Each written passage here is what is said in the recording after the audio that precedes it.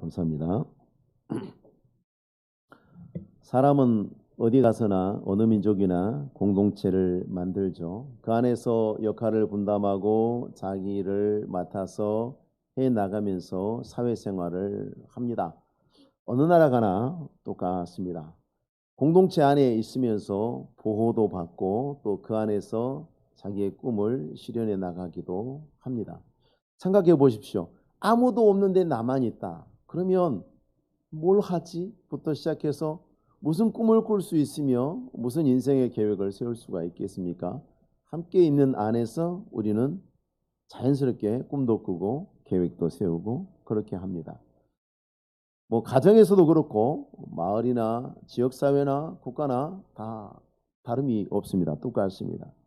이런 모습이 뭘 보여주냐면 인간이 스스로 모든 문제를 해결할 수 없는, 인간은 서로 의존하면서 살아가도록 만들어진 존재라는 것을 확인할 수가 있죠. 개개인이 가지고 있는 연약함이 있고 부족함이 있어요. 또 개개인이 가지고 있는 장점과 재능들이 있습니다. 그런 것들을 서로 주고받으면서 이 사회적인 연대라는 방식을 통해서 보완하고, 부족한 건 보완하고 또 도와주면서 완전해지려고 하는 노력들을 모든 사회가 보여주고 있어요. 교회도 겉으로 보면 비슷해요. 거의 똑같은 것 같아요. 세상하고 똑같은 것 같아요. 그래서 교회나 세상이나 다 똑같은 것 아닙니까? 라고 말하는 분들도 계시긴 합니다. 틀린 말은 아닌데 다 맞는 말은 아니에요. 우리도 모이면 서로 부족하죠. 서로 부족하고 어떤 분은 뭔가를 잘하고 어떤 분은 뭔가를 못하고. 당장 다음 주에 우리 장로님들이 기도하시면서 은혜를 받으셔가지고 다음 주 밥은 우리가 하겠습니다. 그러면 저부터 도시락을 싸울 것 같아요. 그죠? 밥을 잘하시나 봅니다. 우리 장로님들이. 재능이 다 있는 거예요. 자기가 잘할 수 있는 게 있는 거예요. 그래서 우리가 모여서 잘할 수 있는 것을 가지고 섬기고 그것을 통해서 우리가 완전함을 얻습니다. 사회하고 똑같은 것 같아요. 근데 큰 차이점이 있습니다. 일반 사회는요, 내가 선택해요. 내가 한국 사람으로 태어났어도 나 이제 한국 사람 하기 싫어. 그러면 어떻습니까? 바꿀 수 있어요, 국적을. 나는 중국 가서 중국 사람 할래. 예, 가능합니다. 나는 미국 사람 할래. 그것도 가능합니다. 안 되지 않습니다. 내가 선택합니다. 내가 싫으면 회사도 사표 쓰고 나 더 이상 이 회사 직원 안 할래요. 그렇게 할 수 있습니다. 나 이 동네에 더 이상 안 살아요. 그렇게 할 수 있습니다. 아무도 말리지 않습니다. 자유민주 국가니까 얼마든지 우리는 그렇게 할 수 있어요. 그리고 사람들 그렇게 하고 있습니다. 자기가 결정해요. 그런데 교회는 그렇지가 않아요. 어떤 분들은 그렇게 말씀하시는 분도 있어요. 내가 가고 싶은 교회 가는 거죠. 네, 이건 아주 초신자들이 하시는 말씀이죠. 만약에 중직들이 그런 말씀을 하셨다면 참 문제입니다. 그거는 잘못된 말입니다. 우리가 교회에 속하게 된 건 우리가 선택한 게 아니에요. 하나님이 택하시고 하나님이 부르셔서 여기 있는 겁니다. 1절 말씀에 나오지 않습니까? 너희가 부르심 받은 일이라고 해요. 너희가 부르심을 받았으니까 거기에 합당하게 해라. 우리가 내가 선택해서 교회를 나왔으면 내가 원하는 것을 내 맘대로 하면 되겠죠. 근데 우리는 부르심을 받아 나왔기 때문에 하나님이 나를 왜 부르셨을까를 생각해야 되는 거죠. 나를 부르신 분이 나에게 뭘 원하시는가를 생각해야 되는 거죠. 군대도 그렇지 않습니까? 내가 원해서 가나요? 나라가 부르니까 가는 거죠. 불러서 가보니까 너는 보병을 해라. 너는 전차병을 해라. 시키면 해야 돼요. 왜? 부름을 받았으니까. 내가 선택해서 갔으면 나 그거 싫어. 나 저거 할래요. 그렇게 말할 수가 있겠죠. 마이크가 꺼졌습니다. 하나님이 오직 부르심으로 말미암아 우리가 여기 있습니다. 내 발로 왔어도 여러분은 내가 생각해서 교회 가야지 생각하고 내가 내 발로 교회 가야지 그렇게 할 수 있습니다. 그러나 그렇다고 해서 내 발로 왔어도 내가 오늘 교회 가야지라고 생각해서 왔어도 하나님이 부르셔서 온 겁니다. 내가 선택해서 온 것이 결코 아닙니다. 하나님의 부르심이 우리를 사망에서 생명으로 옮기고 범죄한 데서 거룩함으로 옮기고 저주에서 축복으로 불러내셨습니다. 우리를 개인적으로 부르셨습니다. 다 한 사람씩 부르셨습니다. 하나님 뭉뚱그려서 부르시지 않아요. 한 사람씩 부르시는데 한 사람씩 부르셨는데 어디로 부르셨냐면 교회 안으로 부르셨죠. 우리 안으로 부르셨어요. 이게 어렵습니다. 구원은 굉장히 개인적입니다. 한 사람 한 사람이 구원받습니다. 그래서 우리는 심판대 앞에 가서도 한 사람씩 섭니다. 엄마 아빠랑 같이 가서 서지 않아요. 친구랑 같이 가서 부부가 같이 서지 않아요. 한 사람씩 심판대 앞에 갑니다. 그런데 이 땅에 있는 동안에는 우리가 교회 안에 있어야 합니다. 함께 있어야 합니다. 하나님은 누구도 외톨이처럼 신앙생활하는 것을 기뻐하지 않습니다. 창세기도 보면요, 하나님이 아담이 혼자 있는 것을 보기 좋지 않다라고 말씀하셨어요. 혼자 있는 것을 기뻐하시는 것이 아닙니다. 하나님은 혼자 있는 것을 기뻐하지 않으십니다. 그래서 우리가 함께 신앙생활하도록 부르셨습니다. 그러니까 우리 신앙생활할 때 함께 있어야 하고 함께 있는 것을 훈련해야 되고 잘 함께 있을 수 있도록 노력하셔야 합니다. 히브리서 10장에도 서로 돌아보아 사랑과 선행을 격려하며 모이기를 피하는 어떤 사람들의 습관과 같이 하지 말고 오직 권하여서 그날이 가까움을 볼수록 더욱 그리해라. 권해라. 뭘 권해라? 함께 있기를 권해라. 교회 갑시다. 모입시다. 구역 모입시다. 우리 부서 모입시다. 하여튼 무슨 많은 모임 있지 않습니까? 교회 안에. 왜 하나님이 모이라고 했으니까 그렇게 하는 거죠. 우리가 형제 자매로부터 교회로부터 격리된다. 세상으로부터 격리된다. 잘못된 방향입니다. 그렇게 살면 안 됩니다. 사람들은 사회를 만들어 왔죠. 서로의 필요에 의해서 사회를 만들었습니다. 그래서 자기 그 사회 안에서 우리는 뭐가 필요해 라고 생각을 하는 거죠. 그래서 그 필요에 만족할 만한 가치가 없다라고 생각되면 그 사회에서 빼죠. 대표적인 게 우리가 다 알만한 국가대표 선발전. 국가대표. 우리나라를 대표해서 축구대표팀이 나가야 되는데 제가 가면 분명히 금방 5초도 안 돼서 돌려보내지겠죠. 왜? 거기서 필요한 자격이 있어요. 그 자격을 못 갖추면 우리 공동체의 일원이 될 만한 자격이 없다고 판단되면 축출하는 거예요. 사회가 그래요. 회사에서도 그렇죠. 우리 회사에 이익을 만들어내주지 못하는 직원이다. 그러면 내보내요. 어쩔 수 없어요. 세상이 그렇습니다. 세상이 가지고 있는 가치관이 그렇습니다. 그래서 사람들은 내가 가치 있다는 것을 증명해야 한다고 생각합니다. 회사에 면접을 보러 갑니다. 나는 이 회사 공동체 안에 있고 싶어요. 그러면 그 안에 있는 사람들이 대표로 몇 명이 나와서 물어봅니다. 당신이 뭐 때문에 우리 회사에 있어야 한다고 생각합니까? 라고 물어봅니다. 나를 설득시켜라 이거죠. 내가 동의할 수 있도록 하라는 얘기죠. 뭘요? 당신이 우리 여기 있어야 할 만한 이유를 설명하라는 얘기예요. 참 어려운 일이죠. 교회는 그렇지가 않아요. 너무나 감사하게 하나님이 교회 안에 모든 성도에게 은사를 주셨다고 말씀하셨어요. 여기 있는 사람 중에 어린아이부터 어른에 이르기까지 오늘 교회에 처음 나오신 분이 있다면 그분까지 하나님이 다 은사를 주셨어요. 그 이야기는 뭐냐면 교회 안에 있는 모든 사람은 다 필요한 사람이에요. 교회 안에서 믿음을 가지고 있는 모든 사람은 다 필요한 사람입니다. 1절에 보니까 너희가 부르심을 받은 일이라고 했지 않았습니까? 하나님이 필요에 의해서 부르셨어요. 세상에는 사람들이 그 모임이 필요에 의해서 부르고 안 부르고 하지 않습니까? 그런데 하나님이 사람을 교회로 부르실 때는요, 다 필요해서 부르신 거예요. 하나님이 필요해서 부르셨는데 우리가 필요 없다라고 말할 수 없는 거죠.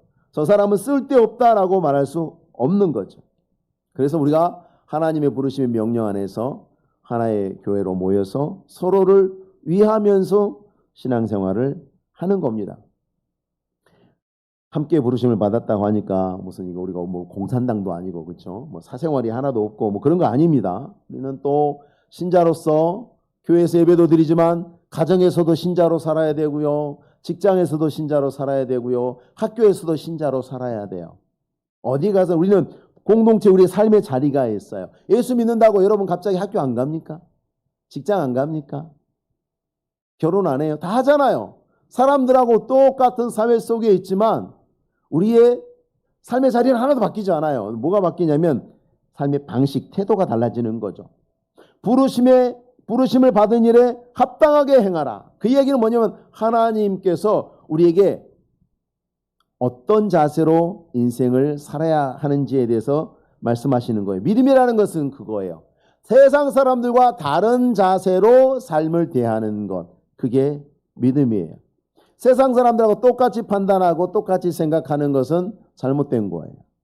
세상 사람들은 그렇게 생각해도 하나님께서 생각하시는 방식대로 살기 시작하는 것, 살아야 되겠다고 말하는 것, 그것이 믿음입니다. 삶의 형편이 다양한 만큼 우리는 각각의 현장 속에서 내가 어떻게 믿음으로 살지 곤란하죠. 복잡합니다. 근데 의외로 또 간단할 수 있습니다. 뭐냐? 거룩한 삶을 사는 거예요. 어린아이들은 거룩한 아이가 되는 것이고 어른들은 거룩한 어른이 되는 것입니다. 학생들은 거룩한 학생이 되는 것이고 직장에서 회사 생활에서도 거룩한 직원이 되는 것입니다. 우리가 하나님 앞에서 교회 아문으로 부름을 받았을 때 이처럼 거룩한 삶으로 부름을 받았습니다. 어디 있든지 거룩해라. 교회 안에서도 개인적으로도 사회적으로도 그렇게 해라. 가정에서도 거룩해라. 이것이 개인적으로 사회적으로 일하는 사람들이 균형이 잡혀야 건강하고 복된 신앙생활이 됩니다. 여러분이 하나님이 보셨을 때 가장 이상적이고 아름다운 사람이 되는 겁니다. 어떤 사람은 교회에서만 거룩해. 나가면 세상 사람보다 더 악해. 더 거칠어. 그건 잘못된 겁니다. 어떤 사람은 밖에서는 잘해. 근데 교회 안에서 또 못해. 그런 분들은 많지는 않지만 그것도 잘못된 겁니다. 두 가지 다 거룩해야 됩니다. 어디 가서든지 믿음의 사람다워야 한다는 것입니다. 우리가 교회 안에 또 하나님 앞에 부름을 받았을 때에 하나님이 우리를 불러서 갖다 놓으셨을 때 은사를 주셨다 그랬죠. 쓸모가 있게 하셨다 그랬죠. 근데 이게 다 다른 걸 주셨어요. 그러니까 여러분 뭔가 하나 잘한다고 뽐내지 마시고 뭐 못한다고 기죽지 마세요. 하나님이 뭐 한 사람에게 다 주지 않았어요. 다 나눠주셨어요. 자기 일을 하는 거예요. 그래서 분명히 말씀드리지만 너 좀 잘해. 절대 뽐내지 마세요. 성경에 그렇게 하라고 되어 있지 않아요. 그럼 내가 뭐 못해. 내가 이거 못하니까 나는 이것도 못하고 저것도 못하고 아니요. 잘하는 게 있을 거예요. 그러면 그걸 하시면 되는 거예요. 그게 하나님이 우리를 부르신 거예요. 그래서 우리는 함께 모여야 돼요. 왜? 다 잘하는 게 다 다르니까. 이분은 이걸 잘해서 다른 사람을 도울 수가 있고 이분은 이걸 잘해서 다른 사람을 도울 수가 있어요. 그러면 이 두 사람이 따로 살면 불편해. 못하는 것 때문에. 근데 함께 있으면 서로 도와주기 때문에 편해지는 거예요. 이분은 청소를 잘하고 이분은 밥을 잘해요. 이분은 청소를 못하고 이분은 밥을 못해요. 그러면 따로 있으면 이분은 집안이 꼴이 아닐 것이고 이분은 늘 쩔쩔 굶고 있겠죠. 근데 같이 있으면 어때요? 이분은 밥하고 이분은 청소하니까 집도 깨끗하고 배도 불러요. 그게 하나님이 우리를 부르신 목적이죠. 서로 다른 모양으로 부르셨어요. 근데 그 목적이 좀 더 근본적으로 가면 한 가지 목적이에요. 한 가지 방향이에요. 뭐냐? 13절에 우리가 다 하나님의 아들을 믿는 것과 아는 일에 하나가 되어야 한다라고 말씀하셨습니다. 3절에 성령이 하나 되게 하신 것을 힘써 지키라 하셨습니다. 이게 뭐냐면 하나 되라고 그렇게 만들어 주신 거예요. 사람은 본성이 우리 인간은 본성이 악한 부분들이 늘 영향을 받는 존재예요. 그러다 보니까 다 주면 어떻게 될까요, 여러분? 다 주면 다른 사람하고 함께 하려고 노력하지 않겠죠. 왜? 나 여기 있는데 뭐 굳이. 나 여기 있는데 왜 굳이. 여러분 그렇지 않습니까? 누군가가 이것 좀 사세요라고 누가 권했을 때 내가 있으면 관심도 없죠. 없을 때 그런 것도 있어요 하고 관심을 갖게 되는 거 아니겠어요? 그래서 하나님께서 우리에게 다 주시지 않은 이유는 뭐냐면 이렇게 연합하라고 서로 함께 하라고 그렇게 따로 나누어 주셨습니다. 그런 이유가 있는 거예요. 하나님이 인색해서 하나님 하나 더 주시지. 나에게 재주를 하나 더 주시면 좋았을 걸. 나에게 물질을 좀 더 많이 주셨으면 좋았을 걸 하는 그런 여러 가지 생각들이 있겠지만 그건 우리 생각이고 하나님 보셨을 때는 그랬다가는 너희들이 함께 있지 않고 다 자기 좋은 대로 살 것 같으니까 하나님이 하나씩 주셔서 서로 함께해서 서로 도와가면서 살 때에 가장 행복할 수 있도록 그렇게 만들어 놓으셨습니다. 우리가 그렇게 하는 것이 교회를 세우는 거예요. 모여서 함께하고 서로 도와주고 그렇게 하는 것을 통해서 교회가 세워져요. 그런 교회들이 세워지는 교회예요. 그래서 오늘 우리가 또 원래는 유치부, 유초등부, 중고등부 다 이렇게 따로 하지만 오늘은 그래서 이렇게 함께 모여서 서로 도울 수 있는 그런 얼굴들과 관계들을 만들기 위해서 이런 예배 자리들을 교회가 만들게 된 것입니다. 우리가 교회를 건강하게 섬기기 위해서는 우리가 형제와 자매들과 함께 연합을 해야 되는데 연합을 그러면 어떻게 하면 잘할 수 있을 것인가? 아까 하나님 은사를 말씀하셨어요. 은사를 다 따로 주셨으니 연합해야 우리는 행복합니다. 그러면 어떻게 해야 연합을 잘할 수 있을 것인가? 그 핵심이 무엇인지 2절에서 말씀하고 있습니다. 2절 같이 한번 읽어보겠습니다. 시작. 모든 겸손과 온유로 하고 오래 참음으로 사랑 가운데서 서로 용납하고. 에베소서 4장 32절에도 잘 들어보세요. 서로 친절하게 하며 불쌍히 여기며. 기본적으로 상냥하고 친절하게 대해주세요. 모든 사람들에게 그렇게 하셔야 돼요. 그리고 좀 한심하면 불쌍히 여기세요. 한심하다 하지 말고. 왜냐하면 나도 다른 사람이 봤을 때는 한심한 데가 있어요. 내 앞에서 말을 안 해서 그렇지 한심한 거 없는 사람 없어요. 다 하나씩 가지고 있어요. 불쌍히 여기고 많이 잘못하면 서로 용서하기를 하나님이 그리스도 안에서 너희를 용서하심 같이 하라. 하나님 우리에게 얼마나 친절하게 대해주셔. 얼마나 우리를 불쌍히 여겨주셨어요. 하나님은 지금도 우리를 용서하고 계시잖아요. 그런 것처럼 우리가 그렇게 해야 연합할 수 있다는 말입니다. 형제를 용납하는 거 너무 중요합니다. 교회가 연합하는데 아주 핵심적인 요소입니다. 용납한다는 얘기는 뭐냐면 이렇게 저렇게 달아보고 평가해가지고 내가 받을지 말지를 생각하겠어가 아니라 그냥 있는 모습 그대로 수용하는 겁니다. 있는 모습 그대로. 죄가 아니라면 열심히 용납해야 합니다. 그건 가정에서도 마찬가지죠. 마음을 열고 용납해서 받아주는, 수용하는 그것이 연합에 너무 중요합니다. 부부간에도 그렇죠. 당신은 왜 그래? 서로 막 그러면 끊임없이 다툽니다. 부모는 자식에게 너무 기대가 커요. 그래서 자식은 그쪽에는 또 은사가 없어요. 대표적인 게 뭐죠? 공부. 하나님이 모든 아이들이 공부를 잘하게 만들지 않으셨어요. 근데 모든 부모는 우리 아이가 공부를 잘하길 바라죠. 그래서 힘든 거예요, 여러분. 그래서 힘든 거예요. 우리 학생들 동의하죠? 끄떡도 안 합니다. 네. 학생들이 동의 안 해도 학교 가서 성적표 떼보면 알아요. 다 공부 잘하지 않아요. 몇 사람 빼놓고 다 못해요, 공부를. 다 못한다고요. 근데 모든 부모들이 다 공부 잘하길 바라니 얼마나 힘들어요.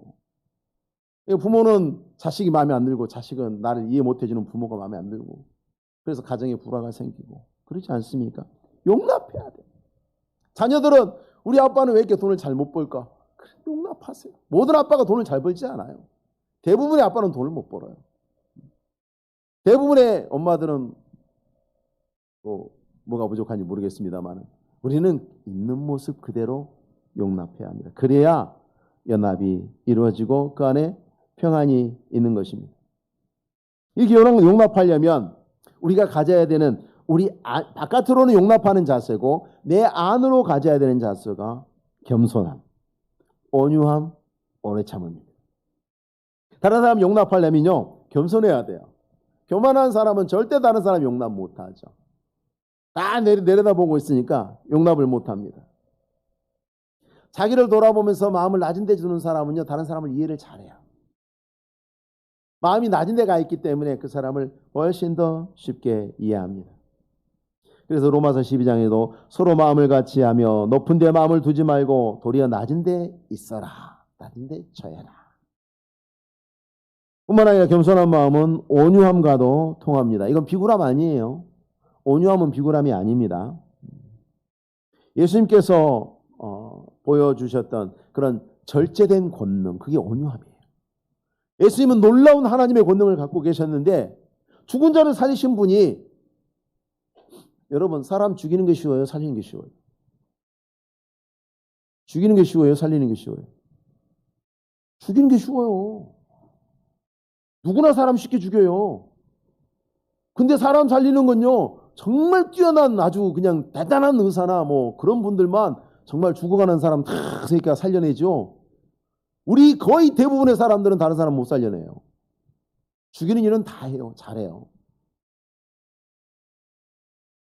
예수님께서, 죽은 사람을 살리신 주님께서 그 많은 악한 사람들에 대해서 얼마나 오래 참으셨어요? 얼마나 참아주셨어요? 하나님의 뜻을 이루기 위해서 참으셨잖아요. 그래서 마태복음 26장에 너는 내가 내 아버지께 구하여 지금 12군단 더 되는 전사를 보내시게 할 수 없는 줄 아느냐? 내가 그렇게 했으면 벌써 예루살렘에 있는 바리새인들, 서기관들 다 죽었다. 근데 그렇게 하시지 않으셨죠.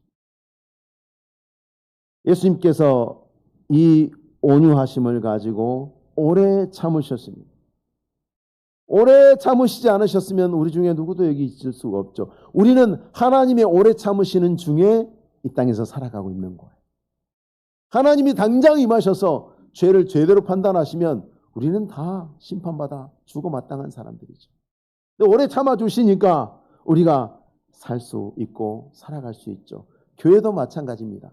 누군가 참아주는 사람들, 잘 참아주는 사람들 때문에 교회가 평안한 거예요. 가정은 왜 평안한가? 잘 참아주는 누군가 때문에 평안한 거예요. 누가 참고 있습니까? 어쩌면 그 참아주는 그 사람이 가정을 가장 평안하게 하고 가정을 견고하게 하는 아주 기둥 같은 사람인 거예요. 친구들 사이에도 마찬가지죠. 그래서 우리가 주님 안에서 용서하지 않아도 될 만큼 잘난 사람 없어요. 용서받지 않아도 되는 사람도 없습니다. 우리가 용서하지 못하면 교회는 절대 하나 될 수 없고요. 하나가 안 된 교회는요, 정말 세상에서 작은 바람만 불어도 무너져버리고 날아가 버리는 모래성과 같습니다. 우리 가운데 누군가가 이와 같이 실천하고 있다. 겸손과 온유와 오래 참음으로 다른 사람들을 용납하는 일을 수행하고 있으면 그 사람 때문에 거기에 뭐가 있다고 하시냐면 평안이 있다. 평안이 있다. 다른 사람들은 계속 문제를 일으켜도 그렇게 겸손과 온유와 오래 참음으로 용납하는 사람이 그 안에 있으면 그 용납하는 사람 때문에 거기에 평안이 있고 교회가 흩어지지 않고 하나가 되는 견고한 줄로 그 사람이 잡아주고 있는 거죠. 줄이 하나면 일단 넘어지진 않아요. 2개, 3개, 4개, 5개면 정말 튼튼한. 여러분, 축구장 뭐 몇 개씩 되는 배들도요, 그 줄 몇 가닥이 딱 잡아주는 거예요. 그렇게 그게 힘을 내는 것입니다. 그런 사람이 되고자 하는 마음을 우리가 올 한 해 동안 품었으면 좋겠어요. 하나님의 사람들은 하나님이 그러하심과 같이 이렇게 평안에 매는 줄로 하나가 되게 하는 사람이죠. 그래서 이 사람이 가 있는 데는 가정도 평안하고요, 직장도 평안하고요, 교회도 평안하고 어디나 평안함이 있습니다. 이 사람의 특징은 뭐냐면 악을 튕겨내지 않아요. 네가 이렇게 했어? 그럼 나는 이렇게. 이게 아니에요. 악을 반사하지 않아요. 그냥 흡수해버려요. 악을 없는 것처럼 만들어버려요. 흡수해버려요. 전달하지 않아요. 그게 뭡니까? 십자가죠.